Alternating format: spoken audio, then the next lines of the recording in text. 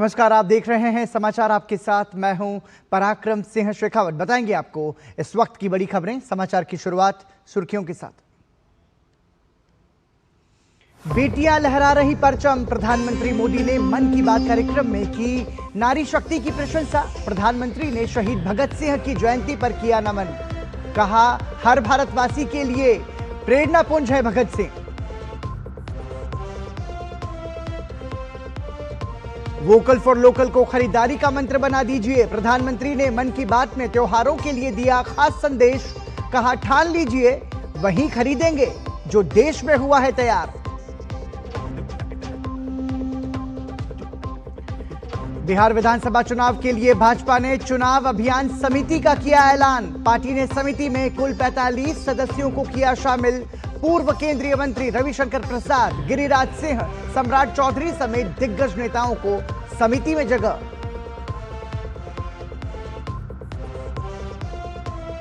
तमिलनाडु के करूर भगदड़ में मृतकों की संख्या हुई 39। पुलिस ने कुछ आयोजकों के खिलाफ दर्ज किया मामला। प्रधानमंत्री मोदी ने मृतकों के परिजनों को 2-2 लाख रुपए की अनुग्रह राशि देने की घोषणा की।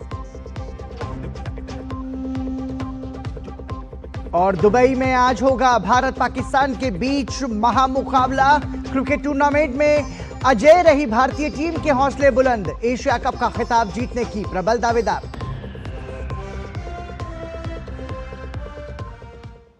मन की बात कार्यक्रम के 126वें एपिसोड में प्रधानमंत्री नरेंद्र मोदी ने संस्कृति और संगीत से जुड़े लोगों को याद करते हुए स्वर कोकिला लता मंगेशकर की जयंती पर उन्हें याद किया।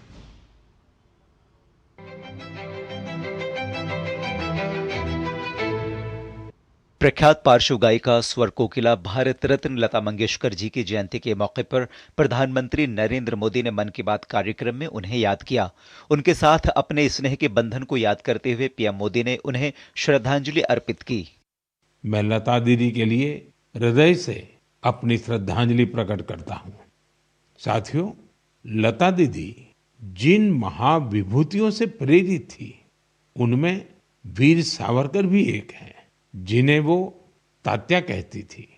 उन्होंने वीर सावरकर जी के कई गीतों को भी अपने सुरों में पिरोया। लता दीदी से मेरा स्नेह का जो बंधन था, वो हमेशा कायम रहा। वो मुझे बिना भूले हर साल राखी भेजा करती थी। पीएम मोदी ने भूपेन हजारिका जी का जिक्र करते हुए कहा कि उनके गीतों से दुनिया भर के अलग अलग देश आपस में जुड़ते हैं। दरअसल श्रीलंका में भूपेन दाजी के प्रतिष्ठित गीत मनुहे मनुहार बाबे, इसका श्रीलंकाई कलाकारों ने सिंहली और तमिल में अनुवाद किया है। कुछ दिनों पहले पीएम मोदी असम में उनके जन्म शताब्दी समारोह में शामिल हुए थे। दयालु सितकिन सितना मिनिहा कौरुंदो मसबंदे मिनिहा गन सुंदिने। प्रधानमंत्री नरेंद्र मोदी ने हाल ही में गायक जुबिन गर्ग के असामयिक निधन पर शोक जताया। असम की संस्कृति से उनका बहुत गहरा लगाव था। जुबिन गर्ग हमारी यादों में हमेशा बने रहेंगे और उनका संगीत आने वाली पीढ़ियों को मंत्र मुग्ध करता रहेगा। जुबिन गार्ग आसिल अहोमोर हमोस कृतिर उज्ज्वल रत्नो जनोतार हृदय तेयो हृदय जियाय थाकिबो। कला, साहित्य और संस्कृति की सबसे खास बात यह है कि इसके दायरे सीमित नहीं होते हैं। हाल ही में पेरिस में एक कल्चरल इंस्टीट्यूट सौंथक मंडपा ने अपने 50 वर्ष पूरे किए हैं। भारतीय नृत्य को लोकप्रिय बनाने में इसका व्यापक योगदान है। इसकी स्थापना मिलेना साल्विनी ने की थी, जिन्हें कुछ वर्ष पहले पद्मश्री से भी सम्मानित किया गया था। पीएम मोदी ने सौंथक मंडपा से जुड़े सभी लोगों को बधाई दी। Bureau report, DD news. हर बार मन की बात कार्यक्रम में प्रधानमंत्री नरेंद्र मोदी देश को गौरवान्वित करने वाले लोगों का देशवासियों से परिचय कराते हैं। इस बार 2 ऐसी जाबाज महिला ऑफिसर्स से रूबरू कराया, जिन्होंने 3 स्टोरी बिल्डिंग से भी ऊंची लहरों का सामना कर सागर की परिक्रमा की। जब आपसे पूछा जाए कि क्या पतवार वाली नाव के सहारे तूफानों के बीच 8 महीने सागर में 47,500 किलोमीटर की यात्रा कर सकते हैं, तो शायद आप एक बार सोचने पर मजबूर हो जाएं। लेकिन भारत की दो बहादुर बेटियों ने इसे संभव कर दिखाया। इन जाबाज अधिकारियों लेफ्टिनेंट कमांडर दिलना और रूपा ने फोन पर प्रधानमंत्री से बात की और अपने संघर्षों की दास्तान सुनाई, जिसका जिक्र पीएम मोदी ने मन की बात कार्यक्रम में किया। मैं आपको ये बोलना चाहती हूँ कि लाइफ में सर एक बार हमें ऐसा मौका मिलता है जो हमारी जिंदगी बदल देती है सर, और ये सर्कम नेविगेशन वो हमारे लिए ऐसी एक अपॉर्चुनिटी थी। और इस एक्सपेडिशन में हम लगभग 47,500 किलोमीटर सेल किया सर। हमने 2 अक्टूबर 2024 को निकला गोवा से और 29 मई 2025 को वापस आया। और इस एक्सपेडिशन हमें कंप्लीट करने के लिए 238 डेज लगे सर, और 238 डेज हम सिर्फ दोनों थे सर इस बोट पे। यात्रा के दौरान अपने अनुभवों को साझा करते हुए लेफ्टिनेंट कमांडर रूपा ने बताया कि दक्षिणी सागर में टीम ने 17 मीटर लंबी और 5 मीटर चौड़ी नाव में 3 तूफानों का सामना किया। हमें इस एक्सपेडिशन में कई चैलेंजेस फेस करना पड़ा, स्पेशली सर सदर्न ओशन में हमेशा मौसम बुरा होता है। हमें 3 तूफानों को भी फेस करना पड़ा।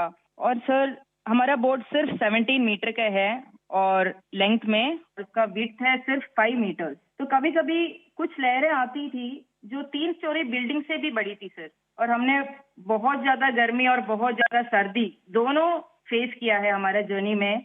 अंटार्कटिका में सर जब हम सेल कर रहे थे, हमारा टेम्परेचर 1 डिग्री सेल्सियस और 90 किलोमीटर पर आवर का हवा दोनों एक साथ हमको सामना करना पड़ा था। और हमने ठंड से बचने के लिए 6 to 7 लेयर कपड़े एक साथ पहनते थे, और पूरा सदर्न ओशन हमने ऐसी 7 लेयर ऑफ क्लोथिंग से किया सर। एंड कभी कभी हम गैस स्टोव लेके हमारा हाथ को गर्म करते थे सर, और कभी ऐसे सिचुएशंस भी होते हैं जब हवा बिल्कुल नहीं होता है और हम सेल्स पूरा नीचे करके हम ड्रिफ्ट होते रहते हैं। और ऐसे वाले सिचुएशन में एक्चुअली सर हमारे पेशेंस टेस्ट होता है। यात्रा का सबसे यादगार पल नेमो पॉइंट पर तिरंगा लहराना रहा, जो एक रिमोट लोकेशन थी जहां से जमीन दूर थी और अंतरिक्ष पास था। नेविगेशन से लेके कम्युनिकेशन, इमरजेंसी डिवाइसेस को कैसे ऑपरेट करना, डाइविंग कैसे करते हैं, और बोट में कुछ भी तरह की इमरजेंसी हो जैसे मेडिकल इमरजेंसी से हो कैसे मैनेज करना, ये सब के बारे में हमें इंडियन नेवी ने ट्रेनिंग दिया सर। और इस यात्रा में सबसे मेमोरेबल मोमेंट में बोलना चाहती हूँ सर कि हमने भारत की झंडा पॉइंट नीमो पर लहराया सर। सर पॉइंट नीमो दुनिया की सबसे रिमोटेस्ट लोकेशन पे है सर। वहाँ से सबसे पास कोई इंसान है तो वो इंटरनेशनल स्पेस स्टेशन में है, और वहाँ पे एक सेल बोट में पहुँचने वाला पहला भारतीय और पहला एशियन और दुनिया के पहला इंसान हम बने सर, और ये हमारे लिए गर्व की बात। भारत की इन बेटियों ने हजारों किलोमीटर की यात्रा कर देश को गौरवान्वित करने का काम किया। प्रधानमंत्री नरेंद्र मोदी ने इन जाबाज महिलाओं से बात कर उन्हें उनकी मेहनत, उनकी सफलता और उनकी उपलब्धियों के लिए बधाई दी और उम्मीद दी कि इस उपलब्धि से देश के युवक और युवतियां प्रेरणा लेंगी। Bureau report, DD news. Bihar के बांका के बारी गांव में बड़ी संख्या में जीविका दीदी प्रधानमंत्री के मन की बात सुनने आई।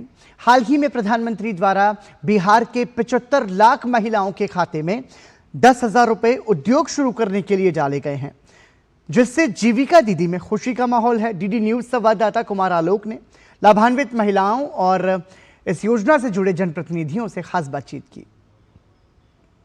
हम यहाँ बांका के एक छोटे से गांव में हैं और यहाँ के लोग प्रधानमंत्री की मन की बात सुन रहे थे, और जिस तरीके से उन्होंने जीविका की चर्चा की और जीविका के तहत जिस तरीके से आम महिलाओं के खाते में 10,000 रुपया ट्रांसफर किए गए हैं, क्या ताकि वो अपना रोजगार खड़ा कर सके। प्रधानमंत्री जी जो हमको पैसा दिए हैं वो हम लघु उद्यमी जो है, हम सत्तू, अचार, पापड़ ये सब जो है धीरे धीरे हम अपने स्तर से धीरे धीरे आगे बढ़ा रहे हैं, और इससे हम जो हमको राशि मिला है अभी 10,000, हम इससे और ज़्यादा प्रोसेस में बढ़ाएंगे इसको।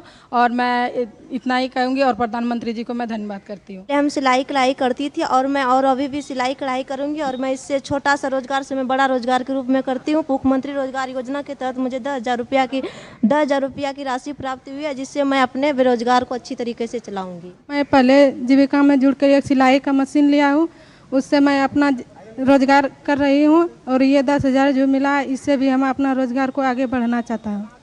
हमारे साथ जिला परिषद की पूर्व उपाध्यक्ष भी है और जीविका जो योजना है सरकार की उसको फलीभूत करने में इनका भी बहुत बड़ा अहम योगदान रहा है। मैम, कैसे देखती है जीविका के सरकार का जो कार्यक्रम रहा है और कार्यक्रम जिस तरीके से 10,000 रुपया अकाउंट में डाले गए? दुर्गा पूजा और दीपावली और छठ उनके लिए जो है खुशी का माहौल लेके आया है कि 10,000 रुपया उनके खाते में पहली राशि आई है और रोजगार के लिए उनको 2 लाख रुपया दिया जाएगा। सब महिला आत्मनिर्भर होगी, अपने पैरों पे खड़ी होगी।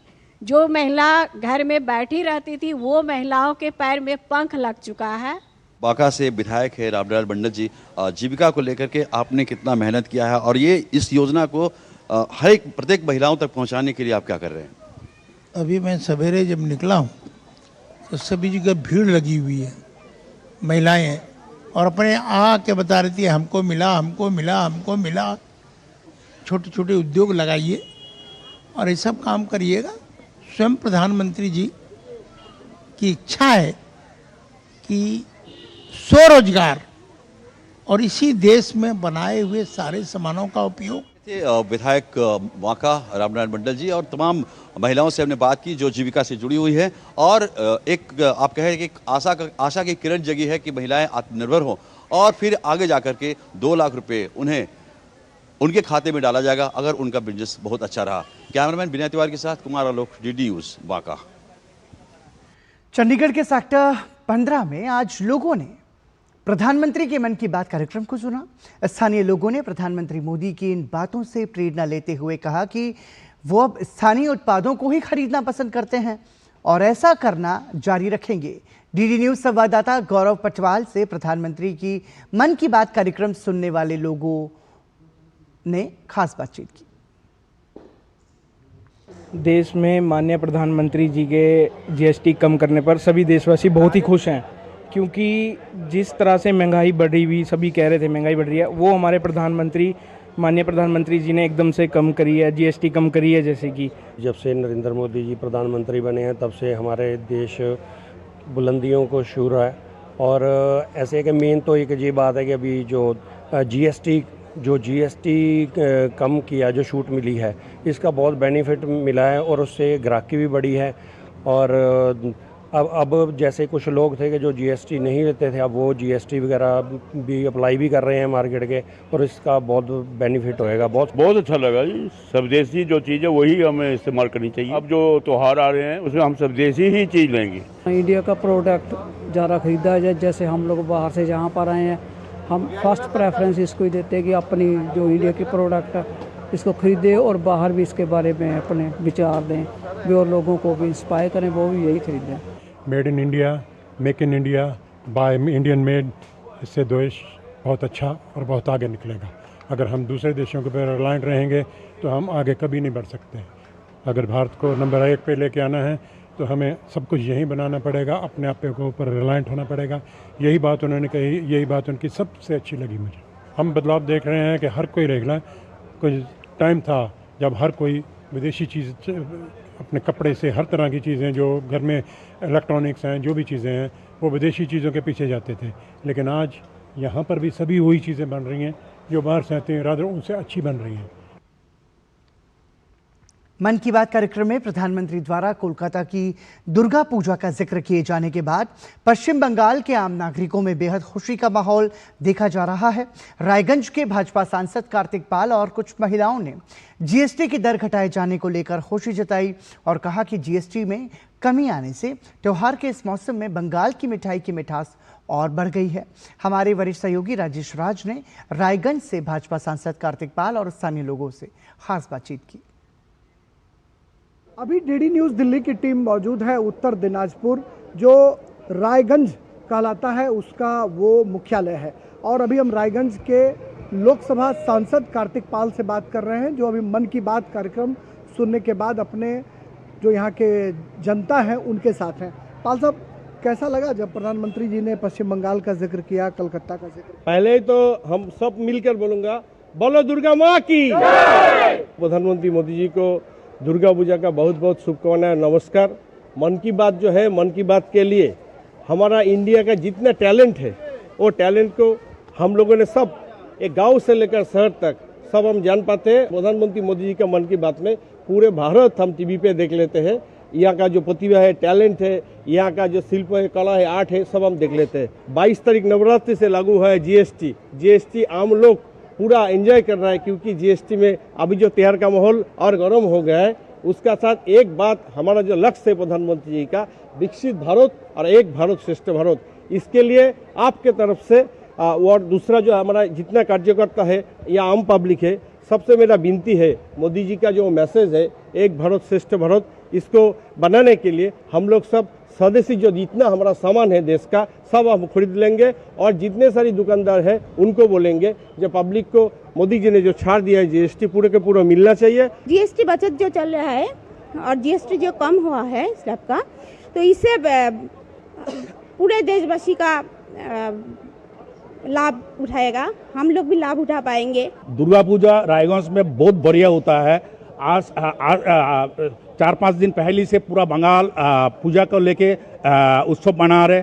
अगले 10 दिन तक बनाएगा और प्रधानमंत्री का जो वार्ता मिला हुआ है हम लोग को, जीएसटी घटा दिया, वो व्यापारी लोग के लिए बहुत बढ़िया किया वो है। यहाँ पर मन की बात कार्यक्रम के बाद यहाँ की जो आम जनता है उसके मन में यूनेस्को को लेकर, प्रधानमंत्री नरेंद्र मोदी को लेकर बहुत ही सम्मान का भाव है और वो कह रहे हैं कि दुर्गा पूजा के इस मौसम में जीएसटी की दर जो कम कर दी गई है, इससे मिठास जो है उसमें और बढ़ोतरी हुई है। मिष्टी दोई और रसगुल्ला की जो मिठास है वो और बढ़ सी गई है। कैमरामैन शिव सुमन के साथ रायगंज, पश्चिम बंगाल से मैं राजेश राज, डीडी न्यूज़ के लिए। प्रधानमंत्री नरेंद्र मोदी ने मन की बात कार्यक्रम के 126वें संस्करण को संबोधित किया। भाजपा सांसद हेमा मालिनी ने कहा कि बहुत ही सुंदर ढंग से हमारे प्रधानमंत्री पूरे देशवासियों को जोड़ते हैं और तब के लोगों से जुड़कर उनकी प्रतिभा को उभार कर सामने लाते हैं। सांसद हेमा मालिनी प्रधानमंत्री मोदी के स्वदेशी अपनाने की बात पर जोर देते हुए कहती हैं कि ये बहुत ही ज़रूरी है। बहुत ही सुंदर ढंग से हमारे प्रधानमंत्री पूरे देशवासियों को जोड़ते हैं। कितने या तो गरीब हो या बहुत ही उच्च श्रेणी के रहने वाले हैं, हर किस्म के लोगों से जुड़कर उनका जो टैलेंट है उसको उभर कर निकाल कर लेकर आते हैं और उनका प्रोत्साहित करते हैं। स्वदेशी अपनाने की बात की है, वो बहुत ही ज़रूरी है and we are very proud to be an Indian. And then हमारे देश में आजकल इतने अच्छे अच्छे प्रोडक्ट्स बनाते हैं, हमें बहुत ही गर्व होता है। यहाँ रुक रहे हैं एक छोटे से ब्रेक के लिए, देखते रहिए डीडी न्यूज़। अरे सुनो, जानती हो सरकार ने सिलाई मशीनों पर भी जीएसटी कम कर दिया है। सच में?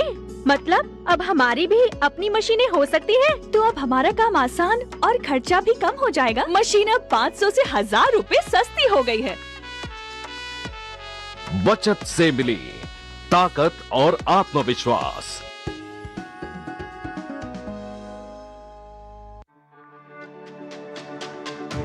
मेरी पसंद, मेरी पसंद, मेरी पसंद, मेरी पसंद, हमारी पसंद, हम सबकी पसंद। मजबूत देश का मजबूत सरिया हो गया स्टील।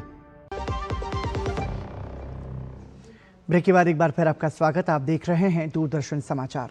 बिहार विधानसभा चुनाव 2025 के मद्देनजर भारतीय जनता पार्टी ने अपनी चुनाव अभियान समिति का गठन कर दिया है।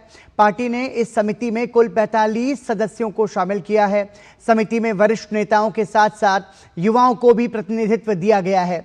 इसमें बिहार भाजपा प्रदेश अध्यक्ष डॉक्टर दिलीप कुमार जायसवाल, सम्राट चौधरी, विजय कुमार सिन्हा, केंद्रीय मंत्री गिरिराज सिंह, केंद्रीय गृह राज्य मंत्री नित्यानंद राय, पूर्व केंद्रीय मंत्री और सांसद रविशंकर प्रसाद, पूर्व केंद्रीय मंत्री और सांसद राधा मोहन सिंह, पूर्व केंद्रीय मंत्री अश्विनी कुमार चौबे जैसे दिग्गज नेताओं को जगह मिली है। निर्वाचन आयोग ने आगामी बिहार विधानसभा चुनाव और विभिन्न राज्यों में होने वाले उपचुनावों के लिए कुल 470 केंद्रीय प्रेक्षकों की नियुक्ति की है।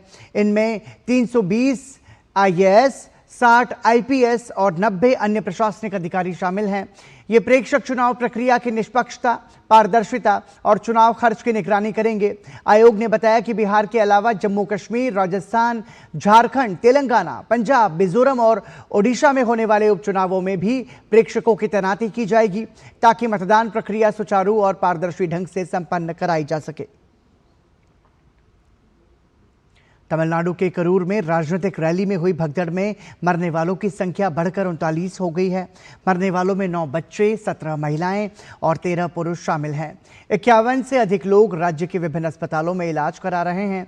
इस बीच तमिलनाडु के मुख्यमंत्री एम.के. स्टालिन कल रात घटनास्थल पर पहुंचे और वहां के मंत्रियों और वरिष्ठ अधिकारियों के साथ स्थिति की समीक्षा की। उन्होंने पीड़ित परिवारों को सांत्वना दी। मुख्यमंत्री ने कहा कि राज्य सरकार ने घटना की जांच के लिए पूर्व न्यायमूर्ति अरुणा जगदीशन के नेतृत्व में एक सदस्यीय आयोग का गठन किया है। इस बीच केंद्र ने राज्य सरकार से इस घटना की रिपोर्ट मांगी है। पुलिस ने राजनीतिक रैली के कुछ आयोजकों के खिलाफ मामला दर्ज किया है। वहीं तमिलगा वेत्री कजगम पार्टी के नेता और एक्टर विजय ने इस घटना में मारे गए लोगों के प्रति अपनी संवेदना व्यक्त की है और घायलों के शीघ्र स्वस्थ होने की प्रार्थना की है।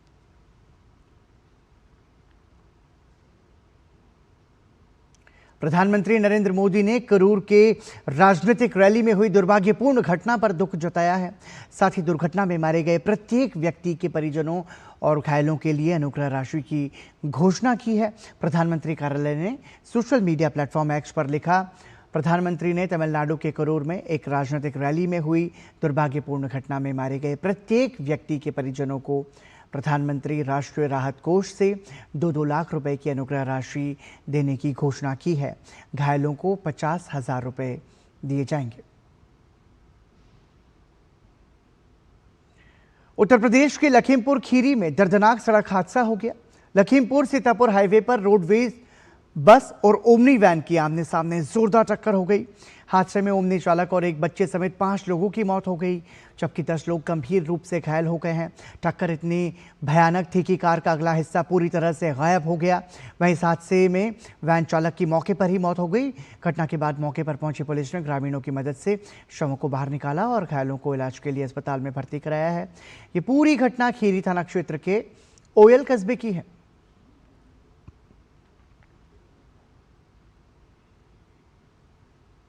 मोड़ पर एक डेड एंड है जहां पर कंस्ट्रक्शन चल रही थी सड़क के एक तरफ, दूसरी तरफ सिंगल साइड पे आना और जाना बोथ वे ट्रैफिक चल रहा था। वहां एक रोडवेज की बस और एक ओमनी बस, दोनों में भिड़ंत हुई है, हेड ऑन कोलिजन हुआ है। तो जो रोडवेज में पैसेंजर्स थे उनको तो कोई चोट नहीं आई है, लेकिन जो ओमनी बस में लोग थे उसमें काफी ज्यादा चोटें आई हैं। लगभग 5 पुरुष ऑल मेल की डेथ हुई है, जिसमें एक 2 साल का बच्चा है और 6 पेशेंट्स को लखनऊ रेफर किया गया है। तत्काल उनको यहाँ लाया गया जिला अस्पताल में, प्रारंभिक ट्रीटमेंट उनको दिया गया, उसके बाद उनको लखनऊ रेफर कर दिया गया है। लखनऊ में भी हमारी बात हो गई है और यहाँ 3 पेशेंट्स का इलाज चल रहा है, जिसको हमने और कप्तान साहब ने जाकर के देख लिया है और उनके अच्छे ट्रीटमेंट के निर्देश दे दिए हैं। हम लोग ये भी दिखवाएंगे कि कैसे ज़्यादा से ज़्यादा कॉम्पनसेशन परिवार वालों को दिया जा सके। यहाँ पे सबके परिवार वालों को बुलाया जा चुका है और ट्रीटमेंट चल रहा है। भारतीय सुरक्षा बलों ने बड़ी कार्रवाई करते हुए उत्तरी कश्मीर के कुपवाड़ा में रविवार को घुसपैठ की कोशिश कर रहे 2 घुसपैठियों को मुठभेड़ के बाद मार गिराया। रक्षा सूत्रों के अनुसार ये घटना केरन सेक्टर में हैदर पोस्ट के पास सुबह करीब 4 बजे हुई, जब भारी हथियारों से लैस आतंकवादियों के एक समूह ने नियंत्रण रेखा के इस पार घुसने की कोशिश की। सुरक्षा बलों द्वारा चेतावनी दिए जाने पर घुसपैठियों ने गोलीबारी शुरू कर दी। सुरक्षा बलों की जवाबी कार्रवाई में दोनों घुसपैठिए मारे गए। मुठभेड़ के बाद दोनों घुसपैठियों के शव नियंत्रण रेखा पर देखे गए हैं। पूरे मामले पर सुरक्षा बल ने कहा कि घुसपैठ की कोशिश को सफलतापूर्वक नाकाम कर दिया गया। इलाके में सुरक्षा बलों का सर्च अभियान अभी भी जारी है। घुसपैठिया पाकिस्तान प्रशासित कश्मीर से घुसपैठ की कोशिश कर रहे एक बड़े समूह का हिस्सा थे। जम्मू कश्मीर के उपराज्यपाल मनोज सिन्हा ने आज कटरा स्थित श्री माता वैष्णो देवी के पवित्र धाम में सेवा पर्व का शुभारंभ किया। यह आयोजन आगामी पखवाड़े तक चलने वाले एक विशेष अभियान की शुरुआत है, जो जन सेवा, स्वयं सेवा और सामुदायिक भागीदारी को समर्पित है। इस अवसर पर उपस्थित प्रतिभागियों ने निस्वार्थ सेवा और सामाजिक कल्याण के प्रति समर्पण की शपथ भी ली। उपराज्यपाल ने कहा कि ये पहल जम्मू कश्मीर में सामाजिक जिम्मेदारी और सामूहिक सहभागिता को नई दिशा देगी। एशिया कप क्रिकेट प्रतियोगिता का फाइनल मुकाबला भारत और पाकिस्तान के बीच दुबई के मैदान पर खेला जाएगा। भारतीय टीम इस पूरे टूर्नामेंट में अब तक अजेय रही है। वहीं पाकिस्तान की बात करें तो उसे भारत के हाथों ग्रुप दौर और सुपर 4 दोनों ही में हार का मुंह देखना पड़ा था। हालांकि इस सबके बावजूद फाइनल मुकाबले को लेकर दोनों टीमों की कैसे तैयारी है, जानते हैं इस रिपोर्ट के जरिए।